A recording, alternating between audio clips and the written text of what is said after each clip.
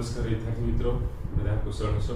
આજે આપણે પ્રકરણ 4 ધોરણ 12 ની અંદર ગતિમાન વિદ્યુત ભારો અને ચુંબકત્વ વિશે અભ્યાસ કરીશું. તો પ્રકરણ નંબર 4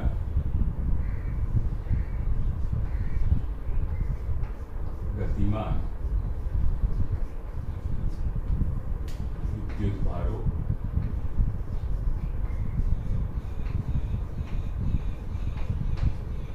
અને ચુંબકત્વ.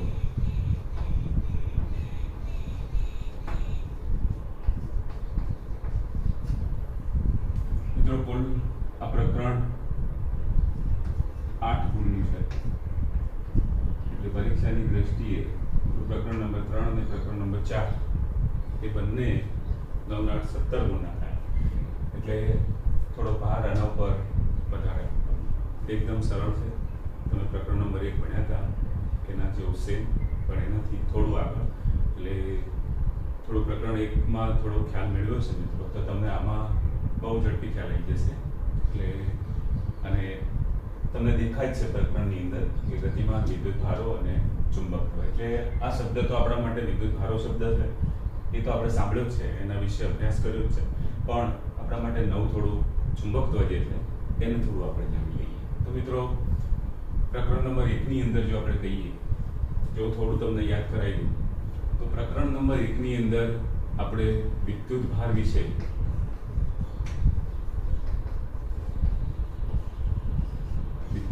Q વિશે માહિતી મેળવી.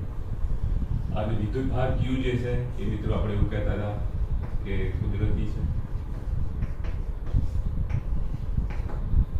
હવે વિદ્યુત ભાર જે તો મિત્રો એને આપણે પ્રકરણ નંબર 1 ની અંદર એના ગુણધર્મો, એની આંતરક્રિયાઓ વગેરે વગેરેનો અભ્યાસ કર્યો.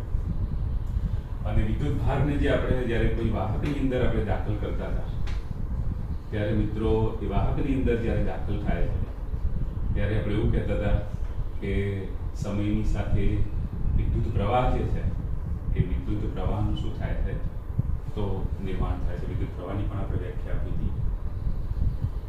તો મિત્રો વિદ્યુત ભારને જો વાહકની અંદર આપણે સમયની સાથે દાખલ કરીએ તો આપણને અહીંયા કોઈ પણ આડછેદમાંથી એકમ સમયમાં પસાર થતો વિદ્યુત ભારનો જથ્થો, એટલે આપણે શું કહેતા હતા, વિદ્યુત પ્રવાહ મળે.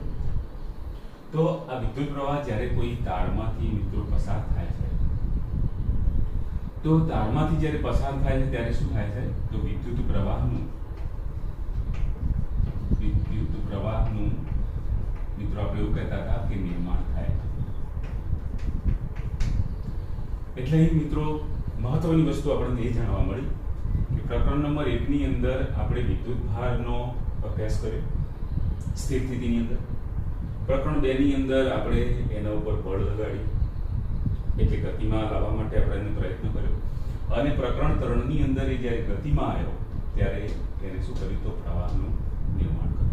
એટલે અહીંયા જો મિત્રો કહીએ આપણે તો આ પ્રકરણ નંબર 1 છે, પ્રકરણ નંબર 2 છે અને પ્રકરણ નંબર 3 જે છે એમાં ખાસ કરીને આપણને આ શબ્દ વધારે સાંભળવા મળે છે, વિદ્યુત શબ્દ સાંભળવા મળે છે.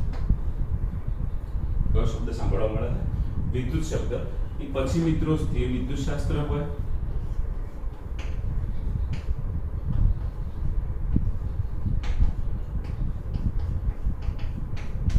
કે આપણું પ્રવાહ વિદ્યુત શાસ્ત્ર.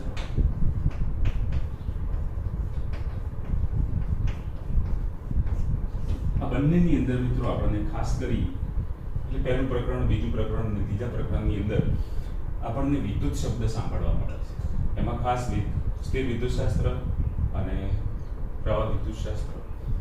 તો મિત્રો મહત્વની વસ્તુ છે કે વિદ્યુત ભાર વિશે આપણે ઘણું બધું જાણ્યું, વિદ્યુત પ્રવાહને પણ આપણે સમજી લીધો પ્રકરણ 3 ની અંદર કમ્પ્લીટલી. તો હવે વિદ્યુત એટલે શું મિત્રો? અહીંયા આપણે ખાસ મહત્વની વસ્તુ એ છે કે વિદ્યુતને સમજવી છે મિત્રો. તો વિદ્યુત એટલે મિત્રો, વિદ્યુત એ એક ઉર્જા છે, એક ટાઈપની શું છે, ઉર્જા છે. અને એની બીજી પ્રકારની ઉર્જા જે છે એમાં રૂપાંતર થઈ શકે છે. એટલે અહીંયા હવે વાત મિત્રો માત્ર વિદ્યુતની જ્યારે આવે ત્યારે તમારે સમજવાનું કે વિદ્યુત એ શું છે, તો એક પ્રકારની ઉર્જા છે અને એનું બીજા પ્રકારની ઉર્જા જે છે એ બીજા પ્રકારની ઉર્જા જે છે એ ઉર્જાની અંદર શું કરી શકાય છે? રૂપાંતર કરી શકાય. તો વિદ્યુત એટલે મિત્રો અહીંયા સમજીશું સ્થિર વિદ્યુત હોય કે પછી પ્રવાહ વિદ્યુત હોય, પણ વિદ્યુત એટલે હવે આપણે એવું યાદ રાખીશું કે એ એક પ્રકારની એનર્જી છે અને એનું એક પ્રકારની ઉર્જામાંથી બીજા પ્રકારની ઉર્જામાં શું કરી શકાય છે? તો રૂપાંતર કરી શકાય છે. આ આપણે મિત્રો આગળ આના વિશે ઘણું બધું જાણ્યું છે. બીજી મહત્વની વસ્તુ મિત્રો કે અહીંયા તમને ચુંબકત્વ શબ્દ દેખાય છે. મૂવિંગ ચાર્જિંગ એન્ડ મેગ્નેટિઝમ એટલે અહીંયા ચુંબકત્વ શબ્દ દેખાય છે મિત્રો. તો હવે આપણે ચુંબક વિશે પણ થોડું જાણવું છે મિત્રો. તમે નાના હશો એટલે મિત્રો કદાચ ચુંબકથી રમ્યા હશો અને તમે જાણતા હશો મિત્રો કે વિશ્વનું મહાન વૈજ્ઞાનિક આઇન્સ્ટાઈન જે છે એને પણ એના કોઈ સંબંધીએ જ્યારે નાનો બાળપણ હતું એ વખતે રમવા માટે ચુંબક આપ્યું હતું અને ચુંબક જોઈ અને આઇન્સ્ટાઈન બહુ આશ્ચર્યચકિત થઈ ગયા હતા.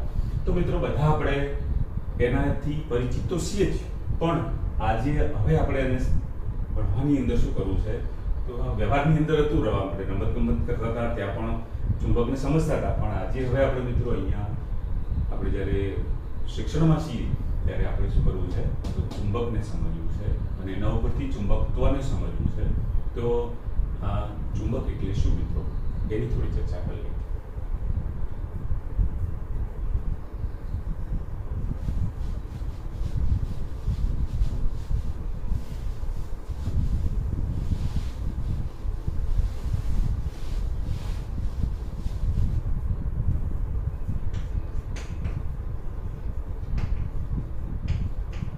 તો વિદ્યાર્થી મિત્રો, વિદ્યુત અને ચુંબક જે છે એ વિદ્યુત અને ચુંબક આશરે 2000 વર્ષ કહીએ આપણે, 2000 વર્ષ પહેલાના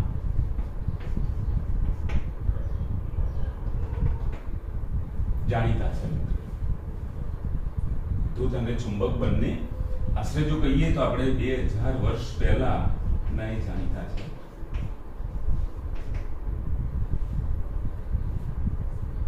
થોડોક સમયગાળો જો આપણે થોડો પાછો લાવીએ, મતલબ કે ઈસવીસન 800 વર્ષ પહેલાની જો વાત કરીએ, ઈસવીસન 800 વર્ષ પહેલા ગ્રીસની અંદર મિત્રો, ગ્રીસમાં મેગ્નેશિયા નામનો ટાપુ છે, મેગ્નેશિયા દ્વીપ જેને કહીએ. તો ગ્રીસની અંદર શું છે? તો મેગ્નેશિયા નામનો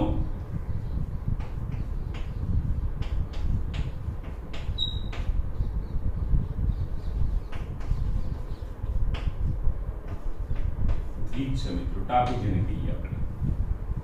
અને આ મેગ્નેશિયા નામનો જે દ્વીપ છે ત્યાં એ વખતના જમાનાની અંદર આપણે અત્યારે જે બોલીએ છીએ પશુપાલકો, અને ખાસ કરીને પશુઓ કોણ રાખતું હોય તો ખાસ કરીને આપણે એવું કહીએ કે ગાયો ભેંસો રાખતા હોય તો ભરવાડો હોય.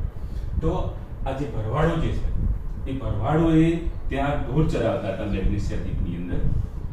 અને મેગ્નેશિયા નામના દ્વીપની અંદર એમને અહીંયા ગવર્મેન્ટની અંદર એક ફરિયાદ કરી કે એમના જે શૂઝ જે છે, શૂઝ એટલે આપણે જૂતા કહીએ, જૂતા અને એમની જે લાકડીઓ છે, પશુપાલનનો ધંધો હોય એટલે પશુને હંકારવા માટે શું રાખવામાં આવે? તો લાકડી રાખવામાં આવે. તો લાકડીનું આયુષ થોડું વધારે રહે એટલા માટે એના ઉપર લોખંડની શું કરવામાં આવે? ખોડી ચડાવવામાં આવે, અને નીચે પણ કસારો ના થાય એટલા માટે ત્યાં પણ એક ખોડી લગાવેલી હોય. તો એમના જે શૂઝ જે છે આપણે પગરખા કહીએ ટૂંકમાં, જૂતા,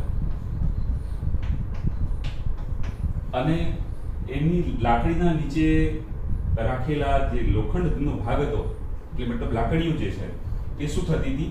તો અહીંયા આ જમીન સાથે ચોંટતી હતી. એટલે અમને ગવર્મેન્ટમાં ફરિયાદ કરી કે અમારા જૂતા અને લાકડીઓ જે છે એ આ ટાપુ પર અમે જ્યારે જઈએ છીએ ત્યારે શું થાય છે? ચોંટી જાય છે. તો મિત્રો અહીંયા શું કરવામાં આવ્યું તો સંશોધન કરવામાં આવ્યું અને સંશોધનના અંતે એવું જાણવા મળ્યું કે આ જે આખા બધા ખડકો જે છે એ ખડકો Fe3O4 મિત્રો કેમિસ્ટ્રીની ભાષામાં આપણે કહીએ તો Fe3O4 એટલે કે ફેરસ ફેબ્રિક ઓક્સાઇડ જે કહીએ મિત્રો, આ ખડકો એની બનેલી હતી અને આ ખડકો જે છે એ ખડકો એક પથ્થર ટાઈપના જોવા મળ્યા. કેવા જોવા મળ્યા? પથ્થર ટાઈપના. એટલે મિત્રો અહીંયા આપણે ચુંબક જે છે એ ચુંબકની આપણે વ્યાખ્યા જે આપી છે એ વ્યાખ્યાની અંદર આવું આપણે કહીએ છીએ અત્યારે કે કુદરતમાંથી એવા પથ્થરો મળી આવે છે કે જે લોખંડને આકર્ષવાનો ગુણધર્મ ધરાવે છે મિત્રો. એટલે અહીંયા આ મેગ્નેશિયા દ્વીપ હતો, મેગ્નેશિયા દ્વીપમાંથી આવા પથ્થરો મળી આવ્યા. જે પથ્થરો કેવા હતા તો મિત્રો કુદરતી હતા. અને તમે જાણો છો મિત્રો, એટલે અહીંયા આ જે પથ્થરો મળ્યા એ પણ કુદરતી મળ્યા, જેને આપણે શું કહીએ છીએ તો ચુંબક. એટલે ચુંબક અને વિદ્યુત ભાર બંને સેમ વસ્તુ છે. વિદ્યુત ભાર પણ મિત્રો આપણે એવું કહેતા હતા કે કુદરતી છે, એમ ચુંબક પણ કેવું છે? કુદરતી છે. એટલે મારે મિત્રો હવે ચુંબકની વ્યાખ્યા આપવી હોય તો હું વ્યાખ્યા શું આપીશ? તો જોઈએ મિત્રો કે ચુંબક એટલે શું.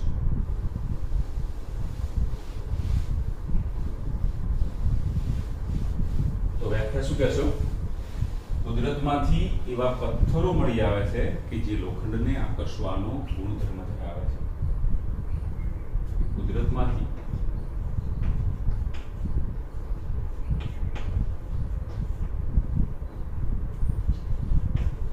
એવા પથ્થરો મળી આવે છે કે જે લોખંડને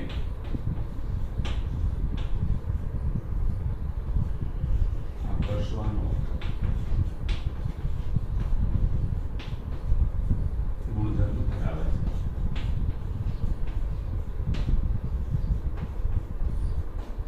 અને જેને મિત્રો આપણે શું કહીએ છીએ તો ચુંબક કહીએ છીએ. યાદ રહેશે, કુદરતમાંથી એવા પથ્થરો એટલે કયા પથ્થરો? મેં કહ્યું પ્રમાણે Fe3O4 આપણો ફેરસ ફેબ્રિક ઓક્સાઇડ એવા પથ્થરો મળી આવે છે જે લોખંડને આકર્ષવાનો શું કરે છે? ગુણધર્મ ધરાવે છે, જેને શું કહીએ છીએ આપણે તો ચુંબક કહીએ છીએ. તો મિત્રો આ આકર્ષવાનો જે ગુણધર્મ છે એ આકર્ષવાના ગુણધર્મને જ શાના તરીકે ઓળખવામાં આવે છે? તો ચુંબકત્વ તરીકે ઓળખવામાં આવે છે. એટલે બીજી આપણે એના ઉપરથી ચુંબક ઉપરથી ચુંબકત્વ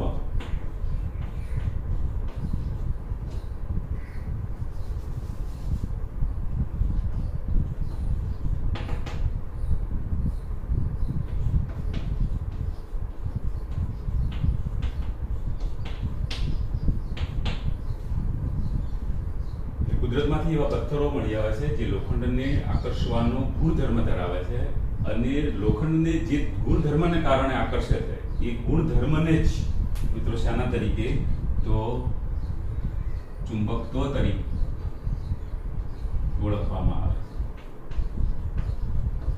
યાદ રહેશે કે લોખંડને આકર્ષવાનો જે ગુણધર્મ છે એ ગુણધર્મને જ ચુંબકત્વ એટલે કે મેગ્નેટિઝમ તરીકે ઓળખવામાં આવે છે. હવે મિત્રો તમને થોડો ખ્યાલ આવશે તો હું તમને એ દિશા તરફ લઈ જાઉં છું કે અહીંયા મેં શબ્દ મેગ્નેટિઝમ લખ્યું મિત્રો. ગ્રીસની અંદર ટાપુ મેગ્નેશિયા હતો મિત્રો અને એ ગ્રીક વર્ડ હતો મિત્રો. એ ગ્રીક વર્ડ ઉપરથી આજે એ ગ્રીકની અંદર આપણને મિત્રો આ જોવા મળ્યું હતું. એટલે આજે આપણે ચુંબકત્વ જે છે એ ચુંબકત્વને મેગ્નેશિયા દ્વીપ નામના ઉપરથી એટલે કે ટાપુના નામ ઉપરથી આજે મેગ્નેટિઝમ તરીકે ઓળખીએ છીએ મિત્રો. એટલે અને એનું આપણે ગુજરાતીમાં શું કહીએ છીએ તો ચુંબકત્વ તરીકે ઓળખીએ છીએ. એટલે ચુંબક એટલે શું અને ચુંબકત્વ એટલે શું એના વિશે તમને મિત્રો ખ્યાલ આવી ગયો છે, બરાબર? એટલે કે લોખંડને આકર્ષવાનો જે ગુણધર્મ છે અને એ ગુણધર્મને જે ગુણધર્મના કારણે આ ચુંબક લોખંડને આકર્ષે છે એ ગુણધર્મને શાના તરીકે ઓળખવામાં આવે તો ચુંબકત્વ તરીકે ઓળખવામાં આવે. એટલે મિત્રો અહીંયા આ ગુણધર્મ જે છે એ પણ જો હું કહું તો કેવો છે તો કુદરતી છે. એટલે અહીંયા ખાસ મિત્રો જો કહીએ તો વિદ્યુત ભાર પણ કેવો હતો? કુદરતી હતો.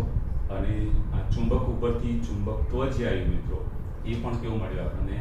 તો કુદરતી. તો નેચરલી છે મિત્રો. તમે વિદ્યુત ભારમાં પણ કહેતા હતા કે બે ઇલેક્ટ્રોન હોય કે બે પ્રોટોન હોય, ઇલેક્ટ્રોન કે પ્રોટોન હોય તો એમની વચ્ચે ગુરુત્વાકર્ષી બળ ઉપરાંત વધારાનું જે બળ લાગતું હતું એને જ આપણે શું કહેતા હતા? તો વિદ્યુતીય બળ કહેતા હતા. જે ગુણધર્મના કારણે આવું બળ લાગતું હતું એને શું કહેતા હતા? તો આપણે ત્યાં વિદ્યુત ભારની વ્યાખ્યા આપી હતી મિત્રો. અને ઇસેલ એવું કહ્યું હતું વિદ્યુત ભાર કુદરતી છે. એમ અહીંયા પણ મિત્રો કોઈક ગુણધર્મના કારણે શું લાગે છે? તો બળ લાગે છે, મતલબ આકર્ષી બળ લાગે છે લોખંડ સાથે. તો અહીં પણ આપણે આ જે ચુંબકત્વનો ગુણધર્મ છે એ પણ કેવો છે? તો કુદરતી છે. એટલે તમે ચુંબક અને ચુંબકત્વ વિશે મિત્રો સારી રીતે હવે તમારા મગજમાં ખ્યાલ આવી ગયો છે. ચલો મિત્રો, હવે થોડા આપણે આગળ જઈએ. એ શરૂઆતની અંદર આ ચુંબક મતલબ વિદ્યુત અને જે ચુંબકત્વ જે છે એને એકબીજાથી અલગ માનવામાં આવતા હતા. કે શરૂઆતમાં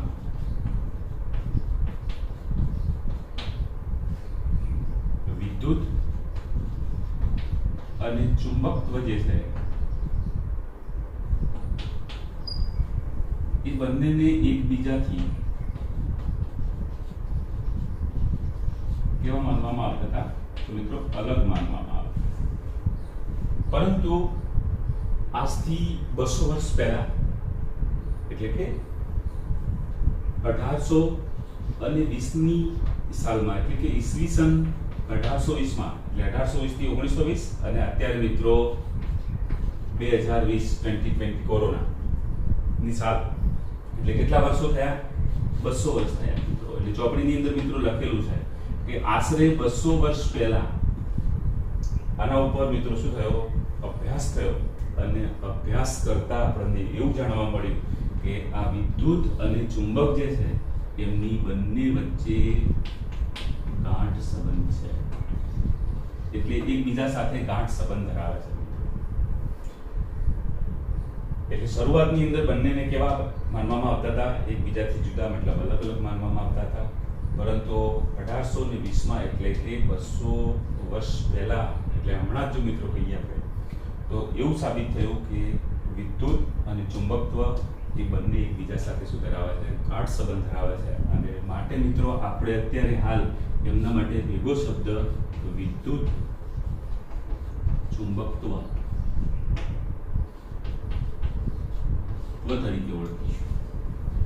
અને મિત્રો આના માટેનો જે પ્રયાસ છે, આનો જે અભ્યાસ છે કે વિદ્યુત અને ચુંબકનો સર્વગ્રાહી અભ્યાસ જે છે એ ભૌતિક વિજ્ઞાનની એક શાખા કરી રહી છે. અને ભૌતિક વિજ્ઞાનની આવી શાખા છે મિત્રો એને ઇલેક્ટ્રોડાયનેમિક તરીકે ઓળખવામાં આવે છે. એટલે યાદ રહેશે કે વિદ્યુત અને ચુંબકનો સર્વગ્રાહી અભ્યાસ કરતી ભૌતિક વિજ્ઞાનની શાખા જે છે એ ભૌતિક વિજ્ઞાનની શાખા ને ઇલેક્ટ્રો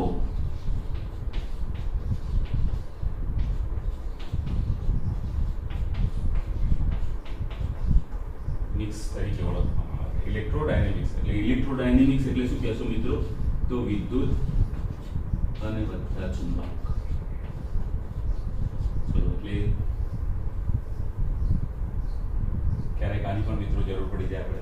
જેમ આપણે યંત્રશાસ્ત્ર કહેતા હતા તો યંત્રશાસ્ત્રની વ્યાખ્યા પણ તમે મિકેનિક્સની પણ આપી હતી, બરાબર?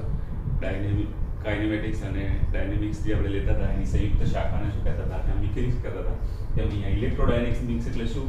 તો વિદ્યુત અને ચુંબક જે હતું એના સર્વગ્રાહી અભ્યાસ જે છે અથવા તો એના અભ્યાસને આવરી લેતી ભૌતિક વિજ્ઞાનની શાખા જે છે એ શાખાને શું કહીશું આપણે? ઇલેક્ટ્રોડાયનેમિક્સ કહીશું. તો મિત્રો ઇલેક્ટ્રોડાયનેમિક્સ જે છે ઇલેક્ટ્રોડાયનેમિક્સનું ભૌતિક વિજ્ઞાનની અંદર ખૂબ અનેરું મહત્વ છે. ખાસ કરીને જો કહીએ આપણે તો પ્લાઝ્મા ફિઝિક્સ તમે હવે ભણશો. ત્યાર પછી ઇલેક્ટ્રો હાઇડ્રો ડાયનેમિક્સ જે છે એની અંદર અને અત્યારે મિત્રો જો આપણે કહીએ તો સંદેશા વ્યવહાર જે છે એ સંદેશા વ્યવહારની અંદર આનું મહત્વ કેવું છે? અનેરું છે. આજે પૃથ્વીના એક ખૂણામાંથી આપણે બીજા ખૂણાની અંદર અથવા તો એક ધ્રુવથી બીજા ધ્રુવ પર બેઠેલો જે વ્યક્તિ જે છે એની સાથે આરામથી એને જોઈ શકીએ છીએ અને વાત કરી શકીએ છીએ. એ કોને આભારી છે? તો મિત્રો આપણી આ ઇલેક્ટ્રો ડાયનેમિક્સના આભારી છે. ચલો વિદ્યાર્થી મિત્રો આમાં ખ્યાલ આવી ગયો। હવે થોડાક આપણે આગળ જઈએ।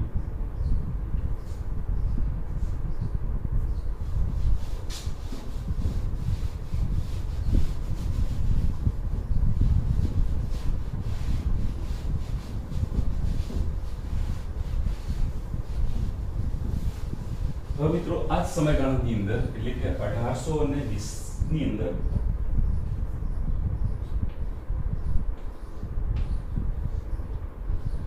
ઉનાળાના સમયગાળા દરમિયાન બુકમાં લખ્યું છે કે ઉનાળાના પીરિયડ દરમિયાન ડેનમાર્કની અંદર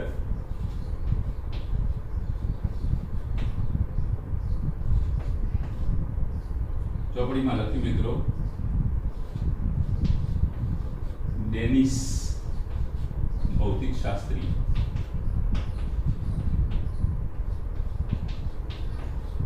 એટલે 1820 ની અંદર ડેનમાર્કની અંદર એક વિજ્ઞાન શિક્ષકે મિત્રો સંશોધન કર્યું અને સંશોધન સફળ થયા પછી મિત્રો એને એક મહાન વૈજ્ઞાનિક જે છે એ વૈજ્ઞાનિકનું બિરુદ મળી ગયું। એવો ડેનિશ વૈજ્ઞાનિક લખ્યું છે તેનું ફૂલ આખું નામ પણ આપણી ચોપડીની અંદર મિત્રો આપેલું છે, હાન્સ ક્રિશ્ચિયન ઓસ્ટેડ। તો એનું સંશોધન કર્યું એટલે 1820 ની અંદર ડેનમાર્કની અંદર ડેનિશ ભૌતિક શાસ્ત્રી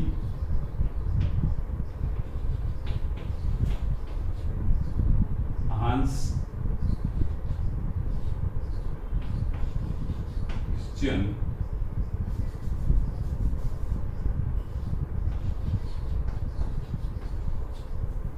ઓસ્ટેડ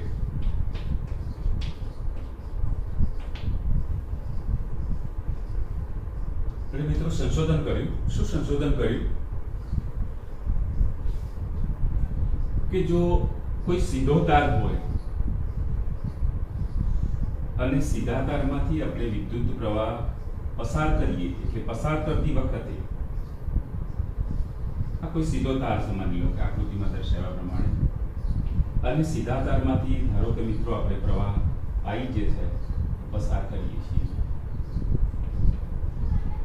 એટલે સીધા તારમાંથી વિદ્યુત પ્રવાહ પસાર કરતી વખતે એને અહીંયા એવું અવલોકન અનુભવ્યું કે જો આ તારની નજીક કોઈ ચુંબકીય સોય રાખી હોય તો ચુંબકીય સોય શું કરે છે તો કોણાવર્તન અનુભવે છે મિત્રો। એટલે થોડુંક મિત્રો આને હું તમને સમજ પડે એટલા માટે ધારો કે માની લો કે કોઈ સીધો તાર છે અને સીધા તારને માની લો કે આપણે બેટરી સાથે જોડી દઈએ એટલે તમને સમજ પડે કે એની અંદરથી પ્રવાહ વહી રહ્યો છે। ધારો કે આ રીતે માની લો કે બેટરી મિત્રો જોડી દેવામાં આવે, માની લો કે એમાંથી પસાર થતો પ્રવાહ કેટલો છે I જેટલો છે, પ્લસ માઇનસ વિચારક વર્ગ, અને ધારો કે માનો કે મિત્રો અહીંયા આપણે કોઈ એવી કળની વ્યવસ્થા કરી દઈએ એટલે સ્વિચ મૂકી દઈએ તો એને મિત્રો અહીંયા અનુભવ્યું કે જ્યારે ધારો કે આવો કોઈ સીધો તાર હોય અને એમાંથી જ્યારે વિદ્યુત પ્રવાહ પસાર કરવામાં આવે છે ત્યારે માની લો કે હાલ અહીંયા આપણી સ્વિચ છે એ સ્વિચ ધારો કે ઓફ છે મિત્રો, કેવી છે ઓફ છે, બંધ છે। એ વખતે માની લો કે ચુંબકીય સોય માની લો કે અહીંયા રાખી હોય તો ચુંબકીય સોય જે છે એ ચુંબકીય સોય ની દિશા જે છે તીરની દિશા એ માની લો કે આ દિશામાંથી મિત્રો આ રીતે તારને સમાંતર પડેલી છે। પણ જ્યારે મિત્રો અહીંયા સ્વિચ શું કરવામાં આવે ઓફની જગ્યાએ ઓન કરવામાં આવે ત્યારે આ ચુંબકીય સોય જે હતી એ ચુંબકીય સોયનું એને શું જોવા મળ્યું તો કોણાવર્તન જોવા મળ્યું કે ચુંબકીય સોય છે એ આ રીતે તાર સાથે મિત્રો લંબગોઠવાય એને એક અનુભવ મિત્રો અહીંયા કર્યો।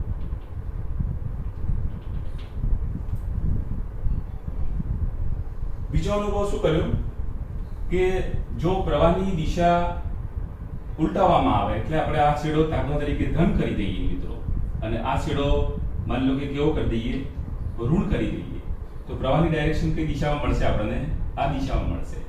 અને એ વખતે અહીંયા ઓબ્ઝર્વેશન મિત્રો એને કર્યું તો એ સંજોગોની અંદર એની ડાયરેક્શન શરૂઆતમાં ધારો કે આ રીતે કેવી હશે તો તારને સમાંતર હશે, પણ જ્યારે પ્રવાહ પસાર કરવામાં આવે છે અને પ્રવાહની દિશા પાછી બદલવામાં આવે છે એ વખતે ચુંબકીય સોયનું જે કોણાવર્તન જે છે મિત્રો એ એને ધારો કે આ દિશામાં જોવા મળ્યું એટલે એને અનુભવ્યું કે અહીંયા ચુંબકીય સોય જે છે એ ચુંબકીય સોયનું કોણાવર્તન જોવા મળે છે. અને કોણાવર્તન નોંધપાત્ર શબ્દ મિત્રો લખ્યો એટલા માટે હું સમજાવું. નોંધપાત્ર શબ્દ લખ્યો છે એટલે એમાં બે દિશાઓ હોય, એક કાં તો ઉપરની દિશા હોય કાં તો બે દિશા, એટલે અવલોકનો બે છે એવું કહેવા માંગે છે. એટલે અહીંયા એવું કહેવા માંગે છે કે નોંધપાત્ર શું થાય છે તો કોણાવર્તન જોવા મળે છે. એટલે ટૂંકમાં મિત્રો અહીંયા હું એવી વાત કરવા માંગુ છું કે 1820ની અંદર ડેનમાર્કની અંદર ડેનિશ ભૌતિકશાસ્ત્રી, આમ તો વિજ્ઞાન શિક્ષક હતા ઓસ્ટેડ, હાન્સ ક્રિશ્ચિયન ઓસ્ટેડે સંશોધન કર્યું અથવા તો એમને પ્રાયોગિક રીતે શોધી કાઢ્યું કે જ્યારે કોઈ સીધો તાર હોય, સીધા તારમાંથી વિદ્યુત પ્રવાહ પસાર કરતી વખતે તેની નજીક જો ચુંબકીય સોય રાખવામાં આવે તો ચુંબકીય સોય શું કરે છે તો કોણાવર્તન, નોંધપાત્ર કોણાવર્તન દર્શાવે છે. એનો મતલબ શું થયો મિત્રો? આ ચુંબકીય સોય એની અંદર મેગ્નેટિઝમનો ગુણધર્મ છે. જ્યારે તારમાંથી વિદ્યુત પ્રવાહ પસાર થાય છે ત્યારે અહીંયા શું થતું હશે મિત્રો? તો અહીંયા આ તાર જે હતો એની આસપાસ આવું કોઈ ચુંબકીય ક્ષેત્ર જે છે એ ચુંબકીય ક્ષેત્ર શું થતું હશે તો ઉદ્ભવતું હશે મિત્રો. અને એના કારણે ચુંબકીય સોય જે છે એ ચુંબકીય સોય શું કરતી હશે તો કોણાવર્તન દર્શાવતી હશે. એટલે આ એક સામાન્ય સંશોધનને મિત્રો વિજ્ઞાનની અંદર, ભૌતિકશાસ્ત્રની અંદર, ઇલેક્ટ્રોડાયનેમિક્સની અંદર એક મોટી હરણફાળ આપી. એટલે ટૂંકમાં કહેવાનો મતલબ એવો છે તો એને એવું કહ્યું યાદ હશે કે જ્યારે કોઈ સીધો તાર હોય, સીધા તારમાંથી વિદ્યુત પ્રવાહ પસાર કરતી વખતે તેની નજીક રાખેલી ચુંબકીય સોય જે છે એ શું કરે છે તો ચુંબકીય સોયની અંદર નોંધપાત્ર કોણાવર્તન જોવા મળે છે. આવું શોધી રાખ્યું મિત્રો. બીજું મહત્વની વાત અહીંયા કે આ ચુંબકીય સોયનું કોણાવર્તન જે છે એ આપણને એવું પણ સાથે સાથે જણાવ્યું કે આ કોણાવર્તનની દિશા કઈ બાજુ હોય. તો ધારો કે માની લો કે આપણે કોઈ એક આ રીતે સમતલ લઈએ,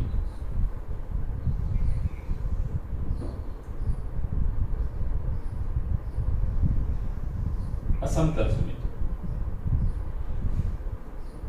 અહીં માની લો કે હું આ વિદ્યુત પ્રવાહધારી તાર જે હતો એ વિદ્યુત પ્રવાહધારી તાર જે છે એને આ દિશામાં રાખું.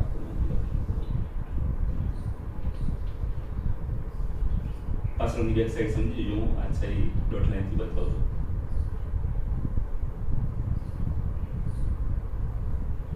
તો આ ચુંબકીય સોયનું કોણાવર્તન જે મિત્રો હતું એ કોણાવર્તનની વાત કરીએ છીએ.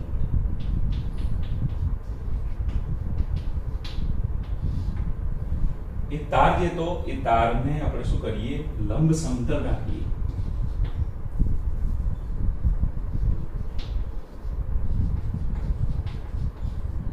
કે તારને કેન્દ્રમાં રાખી અને જો આવું લંબ સમતલ વિચારવામાં આવે તો આ લંબ સમતલ જે છે એ લંબ સમતલની અંદર આપણે જો હવે કોઈ તારને કેન્દ્ર તરીકે લઈ અને વર્તુળ દોરીએ, એટલે ધારો કે માની લો કે હું વર્તુળ દોરીએ,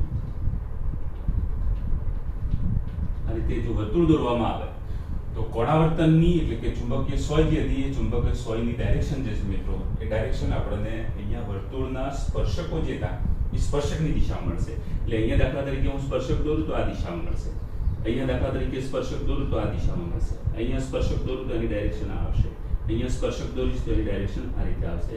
તો આ રીતે કોણાવર્તનની દિશા, સોયના કોણાવર્તનની દિશા જે છે એ આ રીતે તારને કેન્દ્રમાં રાખી અને તારને લંબ એક સમતલ વિચારવામાં આવે તો આ તારના જે કેન્દ્ર હતું એ કેન્દ્રથી આવું એક કાલ્પનિક જો આપણે વર્તુળ વિચારીએ તો વર્તુળના સ્પર્શક હશે એ સ્પર્શકની દિશામાં આ ચુંબકીય સોય જે છે એ સોયનું કોણાવર્તનની દિશા મિત્રો મળે છે. હવે આપણે એવું કહ્યું મિત્રો કે જો અહીં દિશા બદલવામાં આવે દાખલા તરીકે તો એનું જ માની લો કે આપણે સમતલ લઈએ અને એના જ સમતલની અંદર ધારો કે માની લો કે હવે આ પ્રવાહની દિશા જે છે એ પ્રવાહની દિશા મેં આપણા તરફ લીધી હતી. અહીંયા પ્રવાહની દિશા હું શું કરી નાખું છું તો મિત્રો ઉલટાઈ દઉં છું.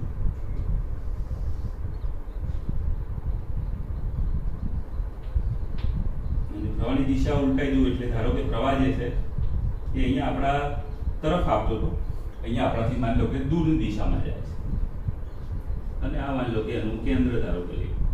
આ મોટું મિત્રો અહીંયા મેં દર્શાવ્યું છે થોડું જો તમને ખબર પડે. મેં અહીંયા ડોટ લીધું છે, અહીંયા ચોકડી ટાઈપનું સિમ્બોલ લીધો છે.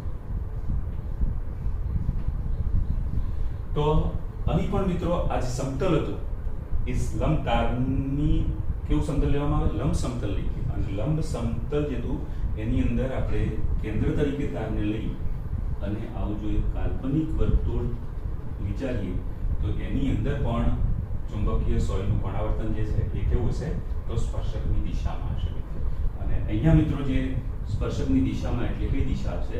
તો આ દિશામાં આપણે સ્પર્શક લઈએ તો એનું કોણાવર્તન કઈ દિશામાં મળે આપણને? તો આ દિશામાં મળે.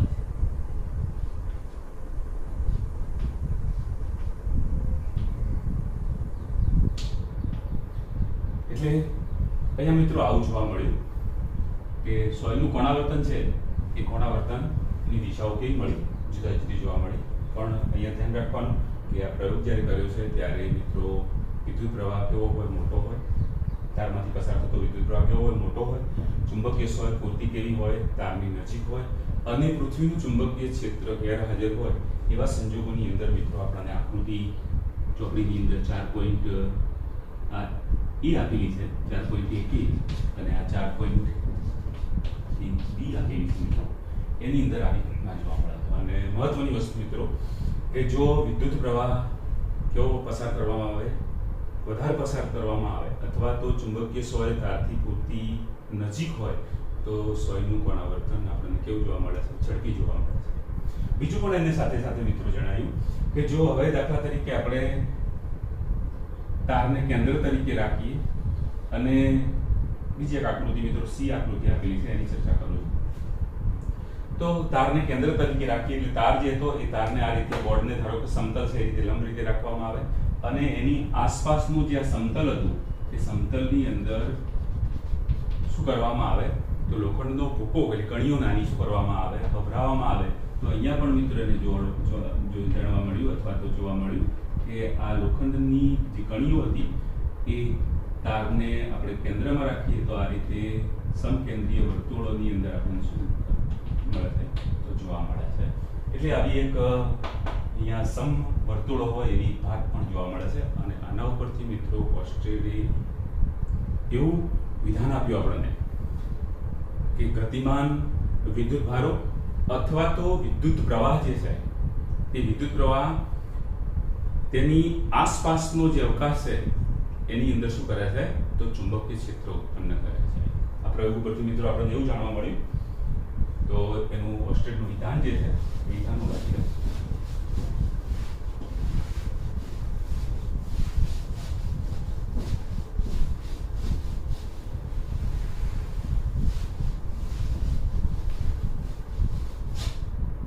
ઓસ્ટ્રેટનું વિધાન શું યાદ રાખશો? ગતિમાન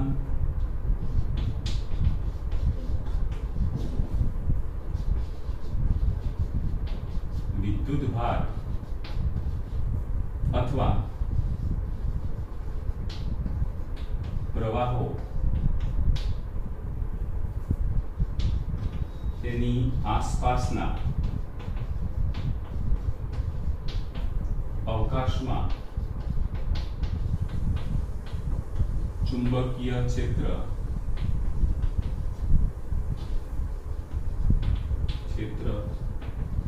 ઉત્પન્ન કરે છે. અને આવું ચુંબકીય ક્ષેત્ર મિત્રો ઉત્પન્ન કરે છે માટે જ ચુંબકીય સોય શું કરે છે? તો કોણાવર્તન દર્શાવે છે. ચલો ખ્યાલ આવી ગયો. અને એટલા માટે મિત્રો શરૂઆતમાં મેં તમને કહ્યું હતું કે આપણો વિદ્યુત ભાર જે છે એ વિદ્યુત ભારને આપણે જ્યારે કોઈ વાહકની અંદર શું કરીએ છીએ? તો દાખલ કરીએ છીએ મિત્રો. એટલે વિદ્યુત ભાર જ્યારે વાહકમાં દાખલ થાય એટલે સમયની સાથે કરંટનું નિર્માણ થાય અને જ્યારે કરંટ વાહકમાંથી નીકળે છે મિત્રો ત્યારે એની આસપાસ જે છે એ આસપાસ એક ઇફેક્ટ ઉત્પન્ન થાય છે. એટલે વિદ્યુત પ્રવાહ ઉત્પન્ન થયા પછી આપણો જીવ હતો, આપણો જન્મ થયો, જીવ આવ્યો એટલે આપણે જન્મ્યા અને પછી મિત્રો આપણે વાતાવરણની અંદર આપણે શું કરીએ છીએ? તો આપણી જીવનશૈલીની ઇફેક્ટો જે છે એ ઇફેક્ટો શું કરીએ છીએ? ઉત્પન્ન કરીએ છીએ. એવું કરંટમાં અહીંયા જોવા મળ્યું મિત્રો. જેમ કે સૂર્યની અંદર ચાલતી પ્રક્રિયાઓ હાઇડ્રોજન અને હિલિયમ જે છે મિત્રો એ પણ નેચરલી છે. એમાંથી આવતો પ્રકાશ ફોટોન સ્વરૂપે આપણે પૃથ્વી પર મતલબ મળે છે અને એ પ્રકાશ જ્યારે વાતાવરણથી પસાર થાય છે ત્યારે એની ઇફેક્ટો જુદા જુદા ક્ષેત્રોમાં જુદી જુદી મિત્રો જોવા મળે છે. એવું અહીંયા થયું. કે અહીંયા વિદ્યુત પ્રવાહ જે હતો એ વિદ્યુત પ્રવાહની શું જોવા મળે, અહીંયા ઇફેક્ટ જોવા મળે. આવું આપણને કોને સ્પષ્ટપણે જણાવ્યું. એટલે કે ગતિમાન વિદ્યુત ભારો અથવા તો ગતિમાન વિદ્યુત ભાર અને પ્રવાહો જે છે એ તેની આસપાસના અવકાશમાં શું કરે છે, તો ચુંબકીય ક્ષેત્ર જે છે એ ચુંબકીય ક્ષેત્ર ઉત્પન્ન કરે છે. આવું મિત્રો એને સાબિત કર્યું. એટલે જેમ વિદ્યુત ભાર જે છે એ વિદ્યુત ક્ષેત્ર ઉત્પન્ન કરે છે, એમ અહીંયા મિત્રો ગતિમાન વિદ્યુત ભાર હોય કે પ્રવાહ હોય અથવા ગતિમાન પ્રવાહ હોય તો શું કરે છે, ચુંબકીય ક્ષેત્ર ઉત્પન્ન કરે છે. ચલો અહીં સુધી ક્લિયર. ઓકે, થોડા આગળ જઈએ મિત્રો. હવે 1800 મિત્રો 20 ની વાત હતી. પછી આ અભ્યાસ જે છે એ અભ્યાસ થોડો આગળ ને આગળ ચાલુ ગયો અને લગભગ 1864 ની સાલમાં મિત્રો 1864 ની અંદર મહાન વૈજ્ઞાનિક નામ મિત્રો સાંભળ્યું છે, મેક્સવેલ જે છે એ મેક્સવેલે આ વિદ્યુત ચુંબકત્વ જે છે એટલે કે વિદ્યુત અને ચુંબકત્વ જે નિયમોનું પાલન કરે છે તે નિયમો જે છે તે નિયમો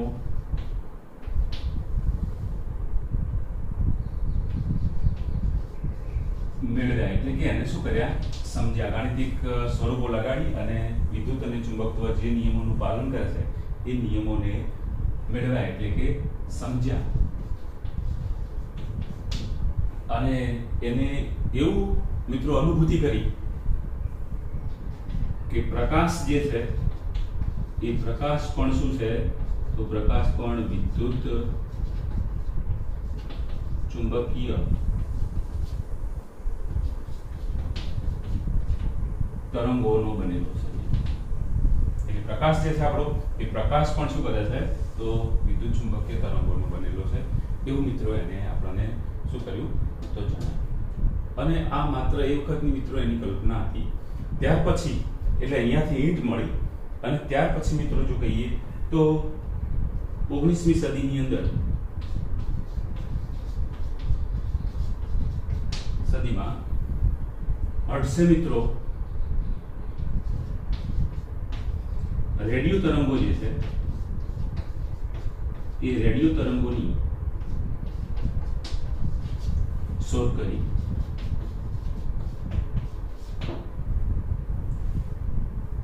ઓગણીસમી સદી છે પણ 19મી સદીના લગભગ હવે એન્ડ આવશે મિત્રો. એની અંદર હર્ટ્ઝ સાયન્ટિસ્ટનું નામ છે, એનો પ્રયોગ પણ તમે ભણશો આગળ મિત્રો. તો એને શું કર્યું, રેડિયો તરંગો એટલે પણ મિત્રો આપણા વિદ્યુત ચુંબકીય તરંગો છે, એની શું કરી, એને શોધ કરી. અને ત્યાર પછી મિત્રો લગભગ 19મી સદીના અંતની અંદર આ તરંગો જે હતા, વિદ્યુત ચુંબકીય તરંગો જે છે એ વિદ્યુત ચુંબકીય તરંગો અથવા તો વિદ્યુત અને ચુંબકત્વ જે છે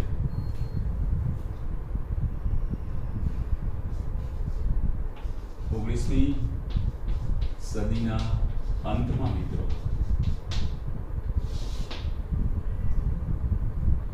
આપણને હર્ટ્ઝે એવું કહ્યું કે પ્રકાશ એ વિદ્યુત ચુંબકીય તરંગોનો બનેલો છે, એટલે એની શોધ કરી મિત્રો.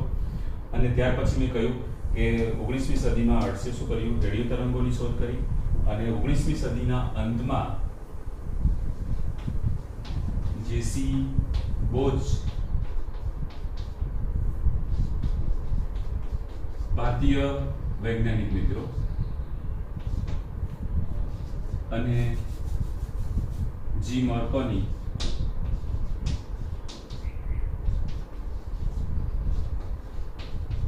Italian scientist.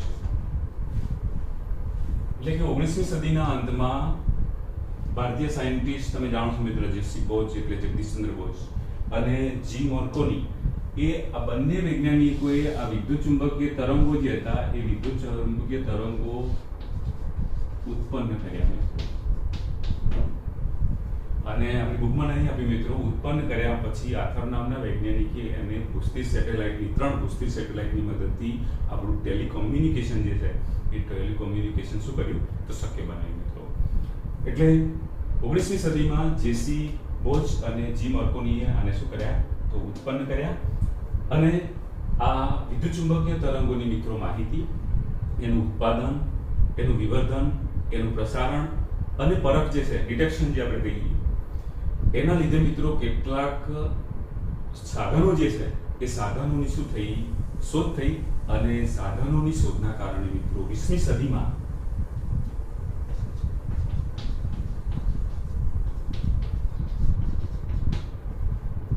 વિજ્ઞાન અને ટેકનોલોજી છે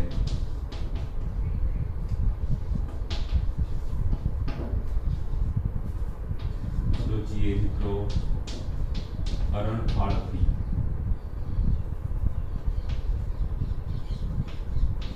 ચોપડીમાં આવો શબ્દ લખાયેલો છે મિત્રો, એટલે અમે ખાસ તમને કહ્યું કે 20મી સદીની અંદર આ સાધનો, એનો અભ્યાસ અને સાધનોના લીધે મિત્રો 20મી સદી જે આવી, એટલે 20મી સદીમાં આપણું વિજ્ઞાન અને ટેકનોલોજી જે છે, ટેકનોલોજીએ શું કર્યું તો હરણફાળ હતી. એટલે અત્યારે મિત્રો આપણે એનો ભરપૂર ફાયદો ઉઠાવી રહ્યા છીએ. તો અહીં સુધી ક્લિયર મિત્રો, ખ્યાલ આવી ગયો છે તમને.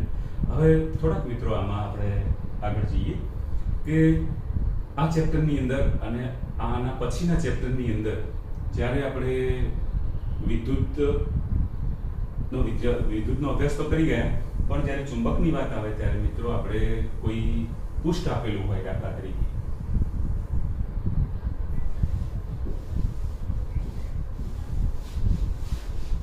એટલે મિત્રો અહીંયા હું સંજ્ઞા પ્રણાલીની વાત કરું તમને કે આ પ્રકરણ અને એના પછીનું જે ચેપ્ટર આવશે એ ચેપ્ટરની અંદર આપણે સંજ્ઞા પ્રણાલી કેવી રીતે લેવી. ધારો કે માની લો કે આ કોઈ પૃષ્ઠ છે, આ આપણું પૃષ્ઠ છે માની લો, અને પૃષ્ઠની અંદર ધારો કે વિદ્યુત પ્રવાહ બહારની તરફ માની લો કે વહે છે, એનું વિદ્યુત પ્રવાહની દિશા અથવા તો ક્ષેત્રની દિશા આપણે દાખલા તરીકે લઈએ. આગળ પણ મેં પૃષ્ઠ બતાવ્યું મિત્રો, અને એની અંદર મિત્રો મેં અહીંયા ડોટ બતાવ્યું જો ખ્યાલ આવે તો. એટલે પ્રવાહ જે છે એ પ્રવાહ ધારો કે માની લો કે કેવો હોય, પૃષ્ઠમાંથી આ રીતે બહાર આવતો હોય મિત્રો. પ્રવાહની દિશા કેવી છે તો બહાર છે, બહારની દિશા. એટલે આપણું જે પૃષ્ઠ લીધું હતું આ મિત્રો, એ પૃષ્ઠની બહારની દિશામાં જો એની જગ્યાએ કોઈ ક્ષેત્ર આપ્યું હોય, ચુંબકીય ક્ષેત્ર આપેલું હોય તો એના માટે પણ આ નિયમ લાગુ પડશે. તો એવું ક્ષેત્ર હશે એને આપણે શાના વડે દર્શાવીશું મિત્રો તો ડોટ વડે દર્શાવીશું. શાના વડે? ડોટ, ટપકા વડે દર્શાવીશું. અને જો દાખલા તરીકે કોઈ આવું પૃષ્ઠ હોય અને પૃષ્ઠની અંદર પ્રવાહ દાખલ થતો હોય, ધારો કે માની લો આપણે પેલા ઉદાહરણમાં આ રીતે અંદર પ્રવાહ બતાવેલો, એ પ્રવાહ અંદર દાખલ થતો હોય તો એવા સંજોગોની અંદર મિત્રો આપણે સંજ્ઞા પ્રણાલી જે છે એટલે કે પૃષ્ઠની અંદર પ્રવેશતા, પાનું બુકમાં શબ્દ લખેલો છે, પાનું કે પૃષ્ઠની અંદર પ્રવેશતો કોઈ પ્રવાહ હોય કે મિત્રો ક્ષેત્ર હોય તો એના માટે આપણે એને શેના વડે તો ચોકડી એટલે કે ક્રોસ વડે દર્શાવીશું. આ ચેપ્ટરમાં આટલું યાદ રાખવાનું મિત્રો. હવે આવતીકાલે પછી મિત્રો આના પછીનું નેક્સ્ટ ટોપિક છે એની ચર્ચા કરીશું. આજે એટલા સુધી રાખી. બધાને બેસ્ટ ઓફ લક.